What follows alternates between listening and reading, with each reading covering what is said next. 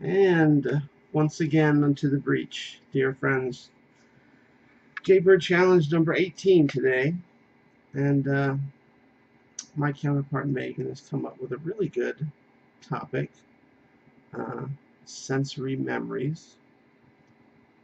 And I guess I'm going to have to go online myself and start searching around for ideas. I tend to try to pull my ideas from my videos out of my head, but I'm not doing so good here, so I might have to hunt around a little bit. This is a really good topic. When I first watched your video, Megan, I thought, well, first thing that pops into my head is music and the sound of music. I mean, still to this day, I'll hear a particular song on the radio, and it will immediately take me back to a time in my life that song is connected with. And of course, those memories always include different people. So sound and music can really take you back to your childhood or other times in your life. But I'm not going to talk about sound because I could talk about 100 different songs that to take me to different places and times in my life. But I'm going to talk about smell because that's what you talked about in your video. And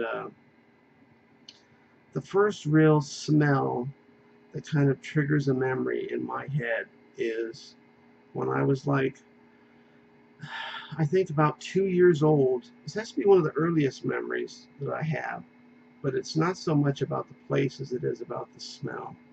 And when I was 2, my parents moved to Poinciana, Florida, which is a rural area, like, I don't know, 20 miles or so south of Orlando. And my dad had a little farm there with just a few acres of land that he used to work with his tractor. And don't ask me what it was he was growing because I don't remember stuff like that. I remember riding on the tractor with him, but I don't remember what he was doing. But anyways, we had this huge old 3-story house that we stayed in. And on the bottom level, there was this marble fireplace. And I was just drawn to this fireplace as a kid. And maybe at first it was because I was tall enough to actually stand inside the fireplace. And it immediately became my favorite playing area. As long as my parents weren't using it for fires and stuff, they didn't mind. And the smell of that fireplace was just imprinted in my head.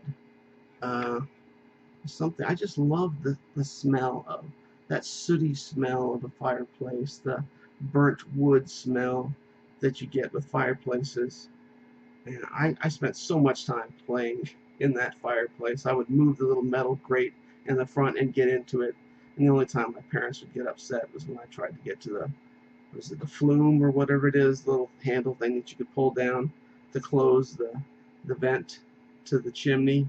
And I'd make a mess every time I would get into that. So I didn't like that. But that smell still stays with me. And if I go somewhere today and somebody has a fireplace, I want to hang around the fireplace because of the smell of it. And unfortunately here in Florida, there really aren't a lot of people with fireplaces. Normally, when we go have a fire, it's some bonfire out in the woods with people standing around drinking beers or something. But yeah, I like the smell of a bonfire too. There's lots of different smells, like the smell when a candle goes out. That's a great smell, and the smell of fresh cut grass and stuff like that. But I'm getting off the subject here. Another thing that really sticks in my head about smell is I like the smell. I like the smell of people. That may sound a little strange, but everybody has their own scent. I mean, if you go to somebody's house or something, and you can go to their bed and pick up a pillow, and you can smell that person on their stuff. And that never really occurred so much to me during my life until after my father had passed away. After my dad passed, I took a lot of his old clothes and stuff and put it in the closet with my stuff. And for the months after he had died, if I missed him, all I would have to do is go in the closet and pull out one of his shirts or something and smell the shirt. And it was very comforting. It was like it was bringing him back. The smell, having the smell of him around. It was almost like he wasn't gone. It's like I could throw the shirt on one of my chairs and it'd be like, well, Dad's just not, he's not gone. He's just outside somewhere. He's gone somewhere for a little while. And there's his shirt, and I can smell it. He's still around. Had that kind of feel to it. And I ended up keeping a lot of his clothes around for a while, and then ended up giving them away to charity because it was selfish just to keep them for personal reasons. I donated them to the Salvation Army. But before I did that, I actually took a couple of other things, and I dug this out a few minutes ago. This is just a baggie with, I don't know what you can see, but it's just a couple of combs in it. And these were my dad's combs that he had right before he passed away. And I put them in a bag and kept them, so when I missed him, I could just take out the bag and I could smell him through the combs. And I've kept these things for like almost 15 years now. And unfortunately, smell does not last. It goes away, even if it's on clothing or whatever.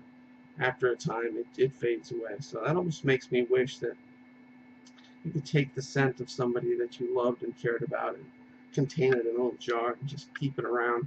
So whenever you miss them, you can take it out and think of them that way.